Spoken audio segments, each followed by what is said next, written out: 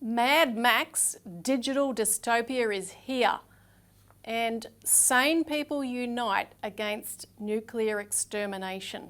Coming up on today's Citizens Report.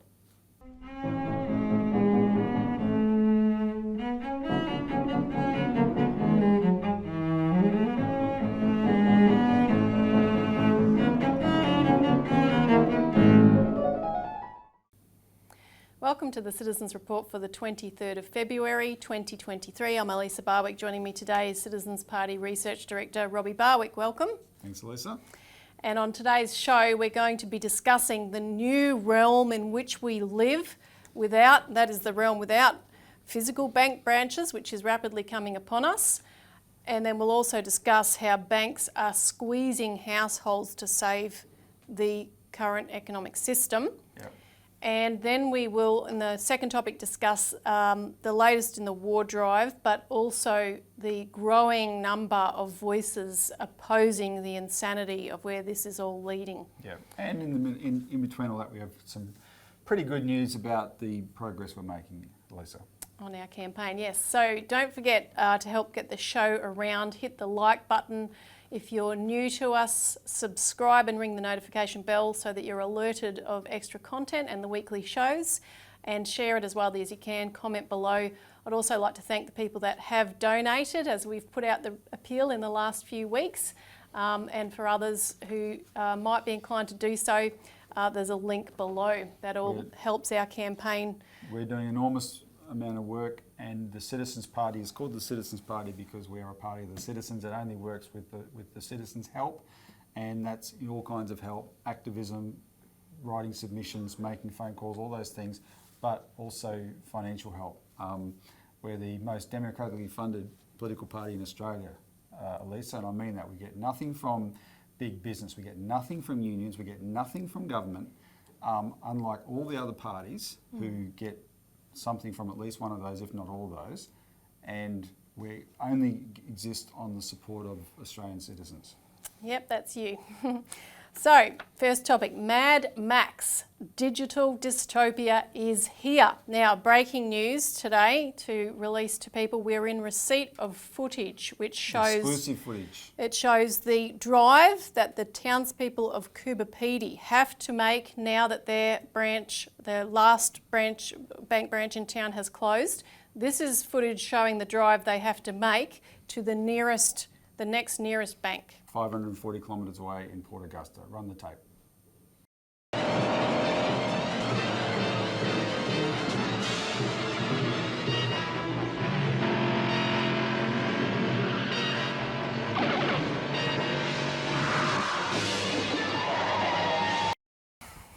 Now, we shouldn't laugh. No. This is what people just watch as scenes from Mad Max 2, Road Warrior, but I kid you not, that's exactly what's happened. We'll put up the headline from the ABC coverage. From the ABC. This is serious. Kubapidi is a large cash economy because it's the open mining capital of the world, right? People fly in from all around the world and they do deals right there and then, and those people want the deal settled straight away, and it happens in cash. And the Westpac Bank used to facilitate that, and the Westpac Banking Corporation Management a week earlier got great headlines telling everybody that they weren't going to close regional branches while the inquiry was on. They named 8 branches they weren't going to close, but they didn't mention at all that there were 7 others they're going to push ahead with, including Kubapidi. And so now, as the CEO of that council, David Kelly, has pointed out, I feel bad even talking about it in the sense that we're helping publicise the problem. Organised criminals will know that people taking the drive 540 kilometres away may have lots of cash on them. And very soon out of Kubapidi, you've got no communications. You can't call your mobile phone and say, help, someone's trying to get... This is what... And here's... I mentioned this last week, Elisa. Westpac has only ever been the only bank in that town. The business model has never changed. It's always... Westpac's bank in that town has always served that opal industry and the people who are part of the town. The town didn't change. Right? Westpac's business didn't change in that town. Nothing changed except the bastards in that corporate headquarters who decided that if we can push the whole world onto digital, we can just loot everybody at will and nobody can escape us. And so we're going to push them down that path, and the stupid, pathetic, impotent government sat on their hands and said, well, who are we to tell banks what to do? Well, now there's a revolt. We'll go through it, a full-blown revolt, but we're not making light of that. That's a serious problem that the government has just allowed to happen. And Mad Max was made 40 freaking years ago or whatever, right? As a dystopian future. Well, it's here, people. It's here. Now, the inquiry that was announced in the Parliament by the Senate the week before last, I guess it was now, had called upon all of the banks. They wrote a formal letter saying, look, we're looking into the rural bank closures, and they asked them to hold off, to cease and desist. And they have ignored that, and which is why we want to come back to discuss why the only thing that will impinge on the banks is going to be an actual competitor in the form of a public bank. But first, just... No mercy to banks. Obviously, you just explained Westpac. Yep. They just told an outright lie or half-truth. Well, they told a half-truth in order to lie, which was the same as an outright lie. But they refused a request, essentially, of the committee. ANZ and NAB did the same. So ANZ, so we'll go with NAB first. NAB was the most explicit. No, we're not going to comply with this. We have plans to close branches, and we're going to continue with those. And they use newspeak like our branch reshaping process. Oh, we will cooperate with the committee, but our branch closures will continue. And the sheer arrogance of it is that alone illustrates the power imbalance in Australia. A committee of the democratically elected parliament makes a reasonable request on behalf to banks that are supported by taxpayers. And the request was on behalf of those taxpayers whose lives get severely disrupted. And NAB said, get stuffed. You don't tell us what to do. And what NAB was saying is, you know, they were showing who's in charge, right? So NAB did that. ANZ, ANZ has to be seen to be believed. So we're doing it for your own good. we'll put this up on the screen with my red lining on it. Regional. It wasn't even on a letterhead, by the way. the Westpac replies and whatever were a bit more formal. This reads like a note. Dear Senator, thank you for your email on this important issue. Regional branch closure announcements, agreement to postpone. That's the heading. Agreement to postpone. Well, that sounded good. And then as soon as I'm reading this, I'm thinking someone sat down in ANZ's bank and wordsmithed this. PR people said, how can we say get stuffed, but in words that look like we're saying, yes, we're here to help, right? So here's how they did it. ANZ will postpone announcing any further closures of regional branches until the conclusion of the inquiry in December this year. Announcing any further. But hang on, they've already got 14 on the go. There's 14 they've lined up to close. What about them? So they say, we agree with you that this is important to allow the committee to complete its work. We also have 14 regional branches whose closure processes were announced in 2022 and are now almost complete. And can I say, in 2022 they announced them, most of those were after the publishing of the Regional Banking Task Force, which the people on that task force, the politicians, thought, oh, well, this is going to address this, and just gave the banks a green light, right? So ANZ continues, in response to your request, we reviewed whether we could pause these processes on balance. And this is from the bottom of our hearts. I mean, we've thought long and hard about this, okay? But on balance, we believe doing this, pausing those branch closures, would be more disruptive to our customers and staff than completing them as planned. We have to continue with these branch closures for their sake. Those bank employees and tellers that are going to get sacked and Those people need the certainty, Elisa, of losing their jobs next month. They need that certainty. It would be bad to pay them for another whole year to serve their communities. It would be very bad to do that. Terrible. I mean, ANZ is the most sincere bastard bank in Australia. And then Got to give them that. Get this. Then they add this thing, regional communities' ongoing support. And this is where they think people are mugs, right? But because it's the way they write it. ANZ remains committed to supporting regional communities. The bank's credit risk exposure to agriculture, forestry, fishing and mining, which means regional economic activity, increased from 2021 to 2022 from close to 33 billion to a bit over 36 billion. Well, that's a 10% increase. But they called that credit risk exposure. The other name for that is assets. What that sentence is actually saying is our assets in regional economies went up by 10%, our assets. In other words, we're raking it in. But they write it in a way it sounds like they're doing regional Australia a favour by being there. Right? These are twisted, sincere bastards. Anyway, and that was their letter to the committee. And of course, Westpac we've already ranted about. Now, in that coverage about Cooper Pedy, which we put up the Mad Max hellscape, there was another MP for Barker, Tony Passon, who he's calling for the closures to be reversed. We should have more MPs calling for that because the last fight, this is really significant because I get to do a lot of lobbying, right? And you know the way the mental framework that's in the heads of these politicians. Most of them are like, please don't beat me, master. If you're the 100th bank you're going to close this year, if you at least spare that 100th one, they'll feel better and I'll claim credit for that. Tony, what's happened is as more and more politicians are now piling on this issue because we've made it an issue, they're getting stronger and stronger in what they're prepared to say. And Tony Passon's is the strongest so far. He's not just saying stop closing branches. He's saying you should go back and reopen every branch you've shut for the last 5 years.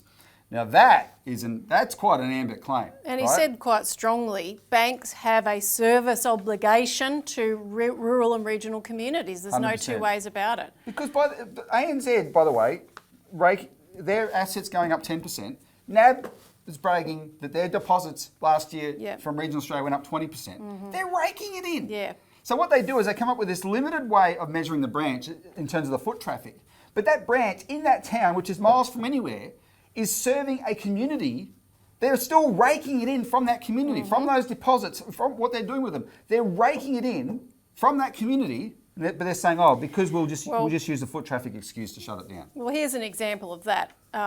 Dale Webster from the Regional tweeted this week that in talking to a bank manager of one of these branches that's at threat, he said to her, just outright, I would buy this bank in a heartbeat if it was a franchise because he knows how profitable it is. Exactly. Now, so these profits, make the mouths water of any local ordinary citizen, and yet it's not enough for the rapacious, foreign multinational companies such as banks, which just goes to show how we're being looted here.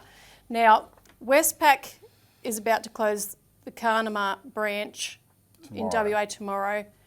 Hay and Moree Westpacs are closing tomorrow, plus the ANZ in Tumut. Yep.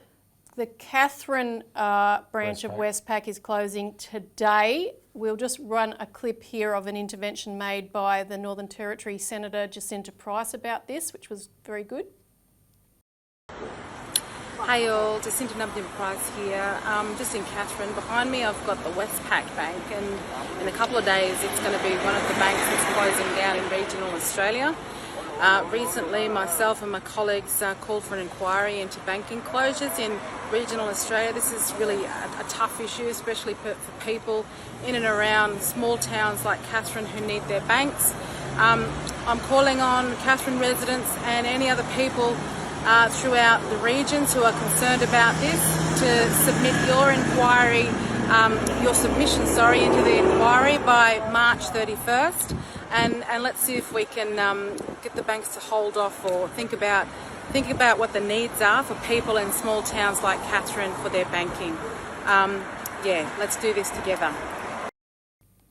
And again, Lisa, I'm really happy to see that, but these are. And Jacinta Price is a special case because she's a brand new senator, right? So there are plenty of other National Party senators and MPs that are jumping on this bandwagon. You do think, where were you before, right? But what I am enjoying is how much they all want to jump on now, because it proves this was an issue all along, and that was Jacinta Price's effort yesterday. Yeah, and we're also getting other recruitments to the fight. We're finding more and more councils that are getting on board because they're realising what people like regions like Junee, for example, the town of Junee, have been able to do, and they know that they're next. So we've had the Derwent Valley Council in Tasmania pass a resolution, the resolution that we drafted, calling for moratorium on closures and for a public post office bank. We had contact from the Bogan Shire Council, where an ex-banker is absolutely gung-ho for a postal bank and is cooperating in that fight. And as the ex-local bank manager, he knows how profitable the local banks are. So he's going to make an important contribution to the inquiry. The Kingston District Council, which is mentioned again in that ABC article that we showed in South Australia, they're joining the push for this. And the Latrobe City Council will be attending the first hearing of the regional banking closure task or committee inquiry that's going up, which is going to be held in Sale next Thursday. So a week from today, I'll be there representing the Citizens Party with Glenn Isherwood. Dale Webster will be there. We'll be there to observe, but this is where the people of Sale get to have their say. But the Latrobe City Council is lined up to be a speaker, like a witness. And that's great because last November they passed our motion for a postal bank. Yeah. And when they did it, they communicated that to Darren Chester, right? So Darren Chester, who went really big on this issue, was the first of the National Party MPs to come out really hard behind us. He's been having to contend with this with his local council since last November because he knows that they've signed on to support our policy. So all this movement and motion, no matter how small it is at the local level, this is all building and having an enormous impact. Another example, we had a crew of people in Queensland this week that visited a number of towns, and we'll put up some photos. Tewantin, Tin Can Bay, these are places with down to their last bank or with no bank, and the reception that we got from local businesses, inviting us in, putting flyers on the counter, putting posters in the window, was just brilliant because everyone is feeling the impact of these bank closures.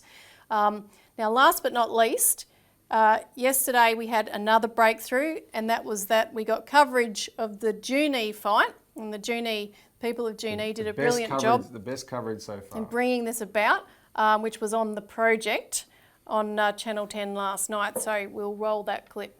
And when you watch it, look out for a special business in the middle of this town that I thought had gone extinct. And it tells you everything you need to know about why Junee needs a face-to-face bank. Junee has been around for about 150 years, a thriving railway town in the New South Wales Riverina with a population of over 6,000. Back in the day, there were 4 banks that serviced the Junee area. Now, there's just one, and it was scheduled to close in a few weeks' time, making the closest Commonwealth Bank branch Wagga Wagga. Now, that's an hour-long round trip for residents. They're not happy about it. The Commonwealth Bank have been in Junee for 91 years. They're letting us all down, aren't they, after all this time? Maisie Robinson has been banking with CBA for a very long time. And then you see I've got the bank book from when I was 9 years old, 1943. Wow. From the elderly in particular, a chorus of disapproval. I was just happy with my passbook and the Commonwealth Bank until now. I personally believe it was a sheer act of bastardry by the bank on the people of Junee. The locals are well aware that more than 700 banks have closed around the country over the past 3 years, but they want theirs to stay open. I mean, these banks are making billions of dollars in profit. What's wrong with these people? They're just bloody dead set greedy. Tony Clough farms sheep, canola and wheat on the outskirts of Junee. Now, I'm a shareholder of the Commonwealth Bank, so I'm happy to forego dividends for the simple reason to give us better customer service. The future of banking for rural and regional areas? Apparently this, your local post office. CBA says that 97% of cash transactions can be done here. It's great for doing your mail, but it's not a bank. Now, if you, Georgie, want to go in there and put $100,000 into an investment, you got every Tom, Dick and Harry looking over your shoulder saying, oh, Georgie's got 100 grand, she's investing. So, I mean, that's not proper and it's not right. And if you're elderly or disabled, there's a couple of other problems with CBA's Bank at Post solution in Junee. Not many people can get in there because there's 2 steps up into it. We have members that are disabled and they would have a hell of a job getting into the post office. Businesses in town have other complaints, like this video store, whatever that is. What do you do at a video store? You hire movies to watch instead of downloading. You come in with your membership card, you hire a disc, you take it home and you bring it back. The DVDs, kids, DVDs. Many of Marnie's customers pay in cash. She deposits at the bank a couple of times a week. I know how busy that bank is. I just couldn't understand their justification in doing it. Commonwealth Bank turned down our request for an interview, but said their Junee branch had a 37% drop in transactions in the 5 years pre-COVID. These days, it's only operating 3 days a week on reduced hours.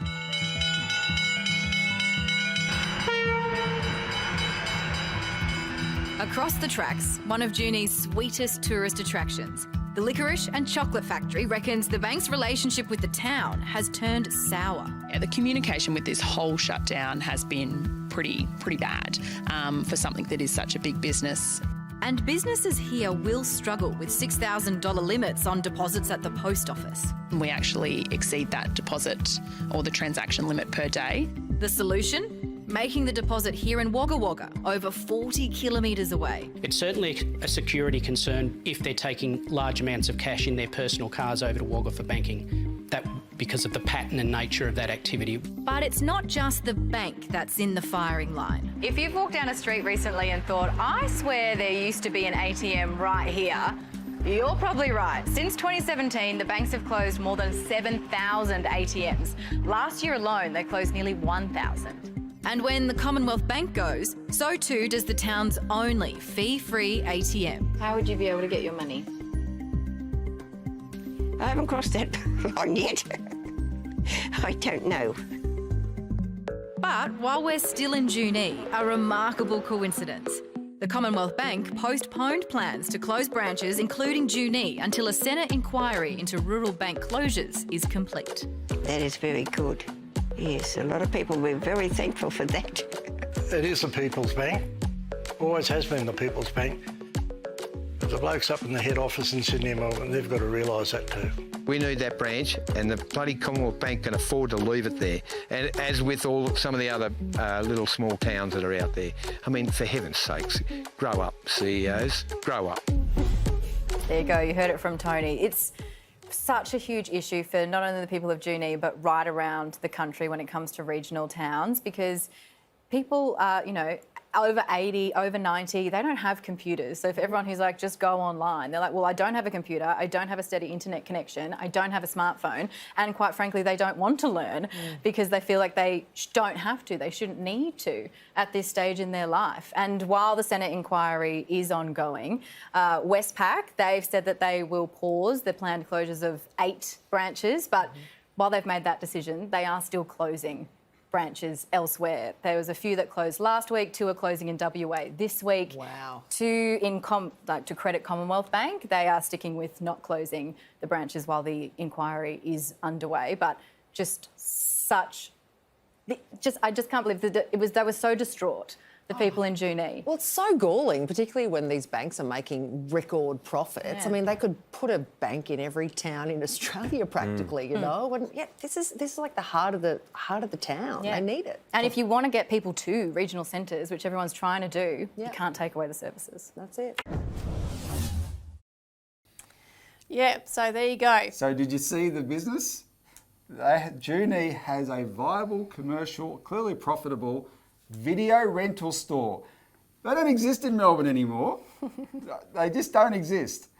Why do they exist out there? Because when you live in these towns, Elisa, there's a certain number of people live in the town, but the town is the centre of a whole district, and the internet isn't even that reliable in the town. You go outside the town, it's terrible, right? So there's no Netflix, whipping your phone out and streaming YouTube or Netflix or whatever, it's still a better option for you to go to the video store, right? DVD. And so when these fat cat, mollycoddled city slicker bankers in Sydney, and they're usually 25-year-old nothings, say, we can shut branches and save money on that, and everyone can do their banking on the internet. They got no idea. And look what Maisie said. Where are you going to get your money from? What was her answer? I don't know. An 89-year-old person who's done her banking with the certainty of face-to-face banking her whole life, at the end of her life is having it ripped, the carpet ripped from under her, and she doesn't know how she's going to fare going forward. And access to cash is really a crucial part of this whole fight, as reflected in the headline. And another intervention on this front has just come to our attention thanks to Martin North, and that is over in New Zealand, where yesterday in a press conference, the head of the Reserve Bank of New Zealand made some interesting comments in regard to the necessity to protect cash access. And this is off the back of a process in New Zealand which has been rather interesting over the last several years. In 2019, they began a review of cash, and by February 2020, as that review came to a conclusion, Mr. Orr at that point, the head of the RBNZ who you're about to watch, said then outright, just flat out, New Zealand will not go cashless. The people have spoken and we have heard, and we reported that in the alert service at the time. So this is a reflection of that process and some other things that I'll mention in a moment, but we'll just roll that clip. You know, our drive to cashless society shows how vulnerable we are. This is why we have been doing the work on cash and cash distribution throughout the economy. So de-risking, de-branching, pricing cash management out of use increases risk, reduces resilience. As is financial inclusion. You're seeing and reading some horrific stories out there at the moment of isolated communities. When people lose the ability to transact, when they don't have a means of exchange, then social cohesion is very quickly challenged. And so these are vivid reminders right now of the importance of resilience through the system. Across almost every sector of the international economy at the moment, where just-in-time management has been taken to an extreme and just-in-case management has been left in the background. So a good, horrible wake-up call. And the thing is, Lisa, he's not just, he's actually shifted from 2020 saying, okay, we've heard the people. He's now arguing the counter position like we are, right? Yeah. That this is bad for society to make people go cashless. That's when he says de-branching, etc. He's talking about closing bank branches. He's saying it's bad. So there's a real contrast between him and our Reserve Bank. Our Reserve Bank is ambivalent. They're saying, oh no, we have no plans to get rid of cash. But they are not doing anything to protect it. Yeah. Right? And they're letting the banks take away all our cash options for us. He's on the warpath against that. And that's their banks are our banks, right? That's they're our cousins across the ditch. People need to be taking that message to their members of parliament and people like Stephen Jones and Jim Chalmers, the decision makers in Australia. Yeah. Now, the RBNZ review, they have undergone in the last couple of years a review of their Reserve Bank, just as we're undergoing in Australia now, which is due to report to the government next month.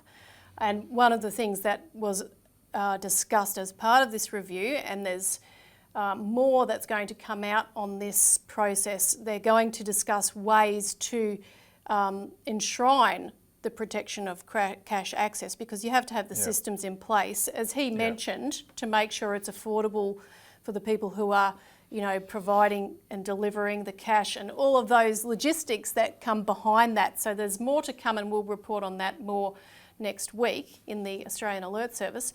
But one of the other interesting things that came out of the RBNZ review was that New Zealand was one of the countries to first, in the late 1980s, include or single out targeting inflation Yep.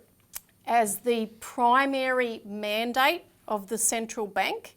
So it literally had, in our Reserve Bank of Australia mandate, we have three things. We have price stability, keeping inflation under control.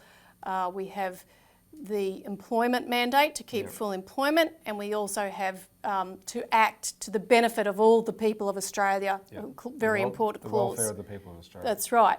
But New Zealand's only ever had, as the Reserve Bank of New Zealand Act stated in 1989, price stability, targeting inflation as its singular aim. But during their review, the review of the RBNZ, they actually changed that to include full employment. So they brought it away from the singular mandate of inflation, and said, no, we have to have regard, the bankers have to have regard for full employment of the people. Sometimes that means spending money to get the economy going in order to create jobs and so forth.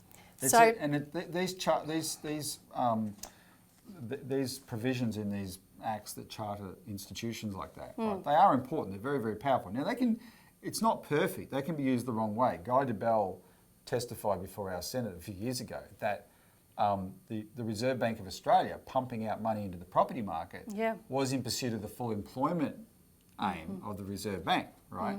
Well, and therefore, okay, if that's his excuse, then they did it wrong. But by the same token, as people like Jared Rennick and Malcolm Roberts and Nick McKim have been hammering the Reserve Bank in the last 3 years, they could do that another way by directing money into infrastructure. That's right. And create full employment that way. And they actually could do that under the same provision. Well, that's right, and that was raised this week, or last week I should say, the 15th of February in the Senate estimates hearings by a number of senators who, some you've mentioned, have been raising this consistently at all the Senate estimates hearings, because our RBA review, when the IMF put out a review of Australia's economic performance for 2022 in February, it actually took that opportunity to say, the RBA review would be an opportunity to, quote, reaffirm the inflation targeting regime. In other words, to make that number one. Philip Lowe is one of the people who has warned in the past about the dangers of inflation pumping up asset bubbles, and that you have to be wary about that. But in this case, he's now saying to the people of Australia, sorry, and there was a lot of questioning to Lowe about the fact that they're raising interest rates while the banks are making mega profits, and in fact they're set to make record profits for the year of $33 billion, so they've never made profits that high, according to an article just out yesterday by Michael West Media, and 10% of it is from profiteering from the term funding facility, which is money that was allocated to them to try to boost the economy during the COVID pandemic, but which... Small business lending, which they didn't do. Which they didn't do. It just sat there and they invested it on the Reserve Bank balance sheet and made, exorbitant profits out of the interest that they earned on that. But in response to this profiteering, Philip Lowe essentially said, look, we need to squeeze you, the households, now. We have to do it now, or it'll be worse later. We'll have to squeeze you even worse later if inflation keeps going up. This is going to be painful, but, we have to do it. He did admit that on the supply side, because he literally said in this hearing that we have to make you, the consumer, the householder, spend less to bring demand down, to bring prices down, as if squeezing households is the only tool they have at their disposal, shrink the people's livelihoods in order to fix, balance our economic models. But Elisa, while he's talking about squeezing households, and Senator Rennick said this to him in the hearing, he's still the guy that is giving this free money to the banks. Like, they get free money, they get massive profits, they get massive free money. It's the households who have to get squeezed. Yeah. It's not just, it's hypocrisy, but it also shows that their theory is garbage, right?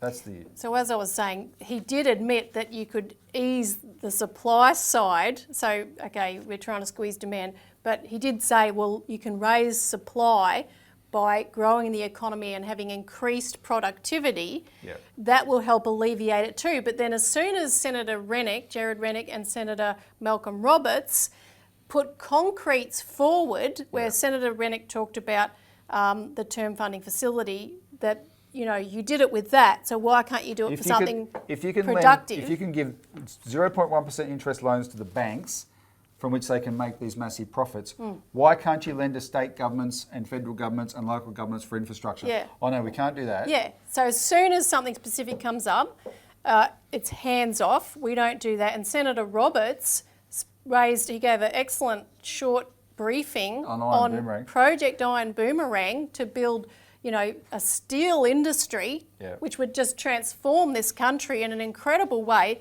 And again, oh no, well, that's up to the government. We don't do that. I can't endorse that. But there is a means of doing it, and we've documented this in the past. It's something that Green Senator Nick McKim brought out the day that Philip Lowe announced the 9th consecutive interest rate rise.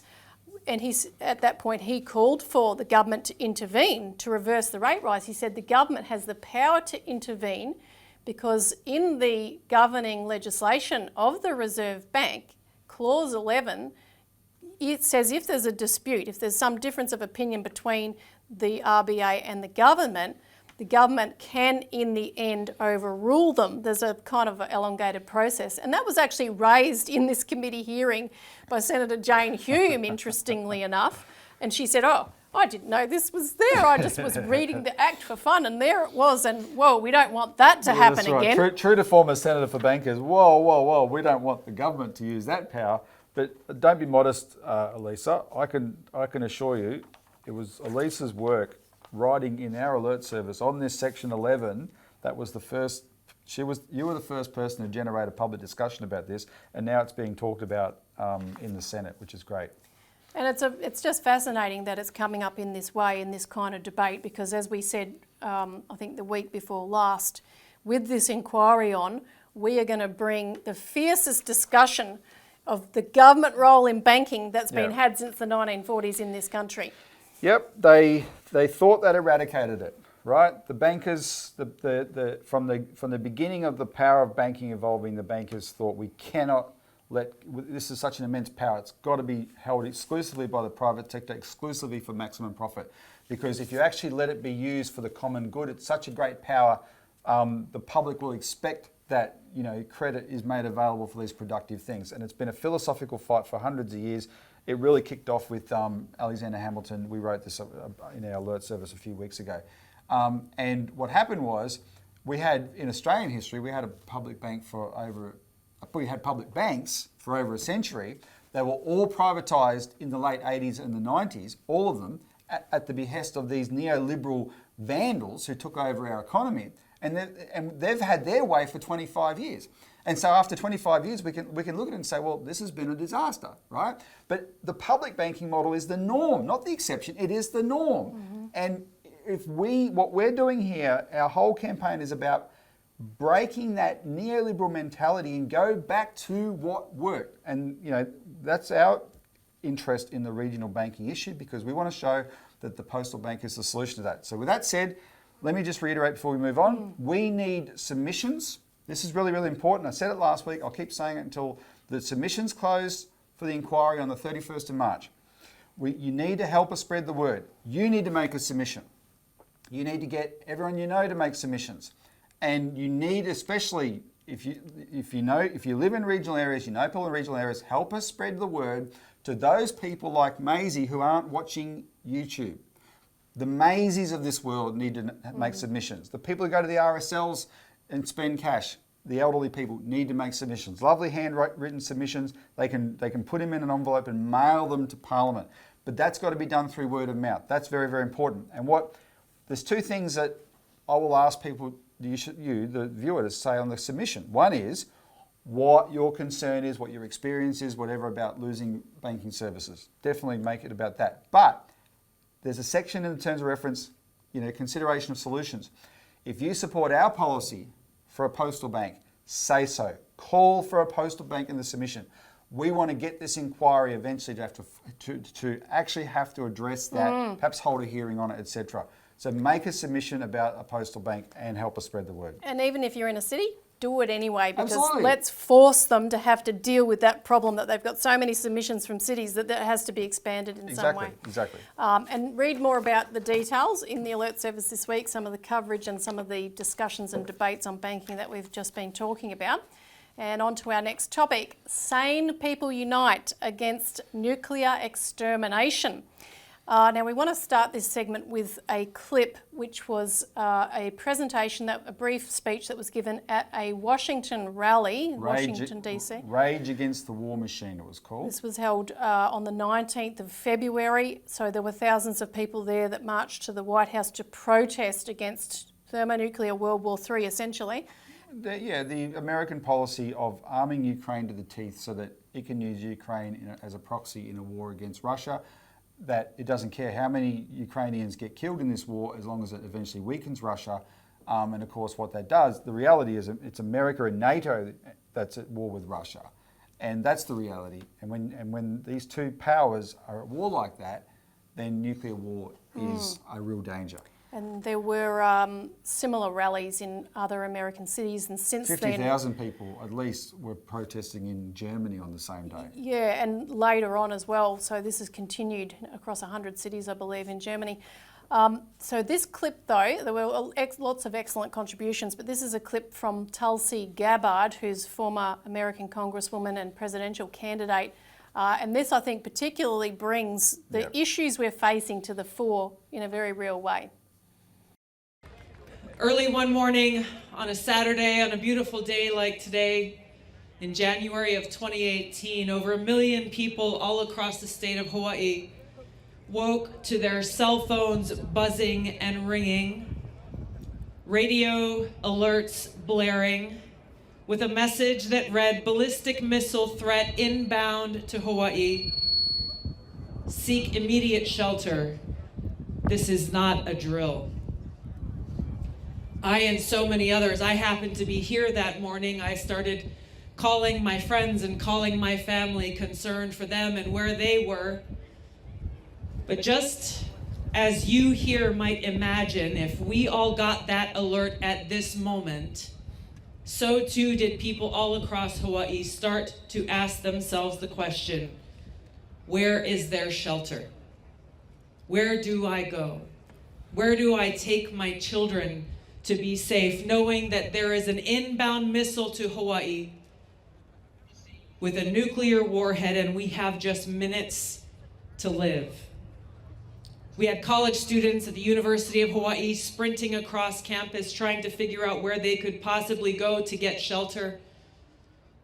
A father who lowered his little girl down a manhole, thinking that may be the only place she may be safe, and telling her goodbye, "I might not see you again." I heard after from a father who had one kid in town on the island of Oahu and another child on the other side of the island, and himself in the middle trying to decide which of his children he might spend the last of his minutes with. An impossible decision for any parent to make. Countless others shared their stories of their panic, cowering in the bathtub with their kids, trying to understand. They're telling us to seek immediate shelter. Where do we go? And experiencing that harsh reality. That was as true for us there in Hawaii in 2018 as it is for us here today. There is no shelter. Now, if that doesn't get you, nothing will. That was real. Yeah, that happened. I remember at the time. And Tulsi Gabbard was already one of the best politicians in America, but it transformed her, that experience, because remember that was supposedly North Korea. And the funny thing was, we go back and watch the 4 years of our shows during the Trump administration. We started off being really positive about the potential. By the end, frankly, we were as sick of him as anybody. But the one thing he did do, apart from not starting a war, and I'll give him that as well, the one thing he did do against great internal resistance was he went and made a peace deal with the president of North Korea, right, Kim Jong-un, and all the respectable Washington foreign policy types, they were disgusted at him. Oh, you're giving credence to the regime. You're saying the regime is a what's the word? Not authentic, but you're giving legitimacy to the regime. And Trump said, "Get stuffed. This is a real country. You do not want to have nuclear war, right?" And it was in that context, before he signed that deal, that this warning had come in, and the poor people of Hawaii had to go through that absolute trauma. And that was a false alarm, right? Imagine if it was real. Now, right now, people might have seen clips in the news over the last couple of days of the speeches that Biden made in Kiev, the speech that Putin has made withdrawing from the New START treaty. We'll have more to say about that in future. But, you know, the level of danger, the trigger point for potential world war is getting hotter and hotter by the moment. Now, there's an article, because Australia is, at least on one front, that is vis-a-vis China, at the very forefront of such a situation. And there's an article in this week's Alert Service which I urge people to read. Wong defends USA's right to get Australia nuked. And the debate in Australia is really breaking out on this subject, because here we are, we're overhauling the Tyndall Air Base in the Northern Territory to permanently host American B-52 strategic bombers. But one of the debates that's broken out is, well, hang on, Australia is a signatory to the nuclear-free zone Rarotonga Treaty, which was signed in the Cook Islands in 1985, which says that there are to be no nuclear explosive devices on our territories, any of the signatories to this treaty. So what does that mean for these B-52 strategic bombers? And the debate has, you know, the authorities, our government, are trying to say, oh, they're just visiting, you know, they're just on rotation, albeit permanent rotation. They're not deployed here, they're not stationed here. And besides, we don't know, there's an ambiguity here about whether they're carrying nuclear weapons or not. Exactly, because the US neither confirm nor deny position in terms of their strategic posture in that sense. So, you know, this is something that is becoming... If we had time, we'd play the clip. It was just ridiculous, the knots that Penny Wong was tying herself into to stick to try and pretend that our policy of letting these B-52s be stationed at Tyndall in the Northern Territory is not in breach of that treaty. And, you know, we're such damn hypocrites on the world stage. Our neighbours... completely untrustworthy, Elisa. Yeah, and our neighbours know it. Utterly untrustworthy. We are the bad actors on the world stage. Now, Sky News had a documentary this week, Are We Ready for War? And Richard Barden wrote, the program could just as well have run for 2 seconds and one word, no. And nor do we want it. And, you know, the fact that we don't want it is reiterated by other things that were reported in this article. One is an open letter to Prime Minister Anthony Albanese, published on the 18th of February by John Menadue and signed by over 50 eminent Australians, including barristers, academics, retired diplomats, military officers, you know, the top of the top people that know what they're talking about in this country. There's also been pushback from the ABC, where John Lyons has had articles where he's interviewed former Deputy Defence Secretary Hugh White, ex-Chief of Defence Force Admiral Chris Barry, and former Defence Department Section Head Alan Bain, who was at one point an advisor to Penny Wong and unfortunately isn't anymore. She needs to go back to employing him.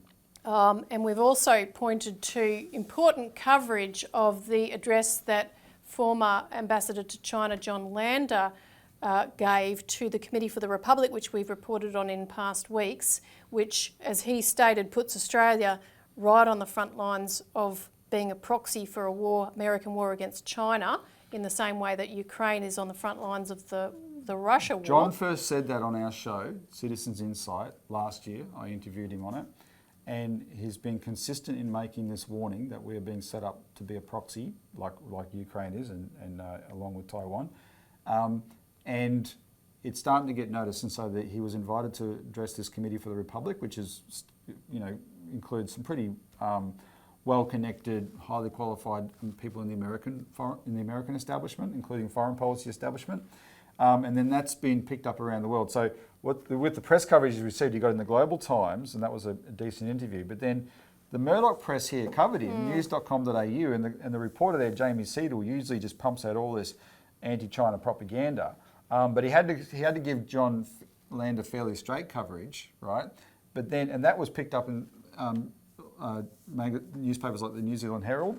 But then, extraordinarily, this a magazine called Defence Connect ran an article attacking John, and Defence Connect is a trade magazine for the military-industrial complex. They say we're here to help people make money from the biggest military spend since World War II, right? That is, they're in there to promote the business of war, and of course they had an article attacking John Lander. But it's noteworthy because at least there was some coverage. Because when you go back to the open letter to Albanese that John Menadue organised, and John Menadue is the former Secretary of the Department of Prime Minister and Cabinet, the top public servant in Australia in his day. He was the ambassador to Japan, etc. That's received virtually no coverage. And one of the issues we have in Australia, Elisa, is we have essentially 3 media organisations. So when it comes to these big issues like foreign policy, they're all in lockstep. Whereas if you go back 30 years, the newspapers in the big cities were differently owned to the radios, were differently owned to the television stations, and they were differently owned to each other. The ownership in Perth was different to the ownership in Melbourne, etc. A lot more variety, a lot more competition, and a lot more of this stuff because the people that are speaking up deserve coverage. They're not cranks. They're people that were at the heart of government in their day. They're the wise statesmen of Australia, and they're being ignored, right? But sometimes it leaks through, like with the John Lander coverage. Yeah, it's getting serious, and people are taking it seriously more. And we have more. an ad, don't we? Yeah, no. We'll put a link to this below. If you're in Melbourne, there'll be a rally on the 18th of March, and this is to coincide with the 20th anniversary of the US-led invasion of Iraq. And that's a really important event. So please, as many people get along to that as possible, because that's the event that proves that so much of what you're hearing at the moment through our press is just utter hypocritical garbage. Everyone knows the Iraq War was a war crime. It's the single biggest atrocity in the 21st century so far, 1 million dead people. Ask yourself, who in the West has been held accountable for that? Nobody. And now we're taking the same pathway again, slightly different predicates. Vladimir Putin has scratched the tiniest surface of Ukraine compared to what we did to Iraq. The death toll is so much less, etc., compared to what we did to Iraq. Now, it may drag on more, but it's only going to drag on more because our side wanted to drag on more. And we're the ones that don't have the moral authority, and we have to drag. That's why this Washington thing was called Rage Against the War Machine.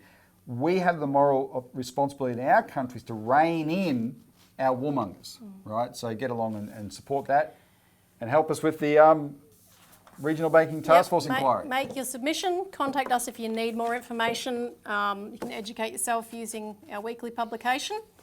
And yeah, that's about it for this week. So thanks, Robbie. Thanks, Elisa. Thanks for tuning in, and we'll see you again next week.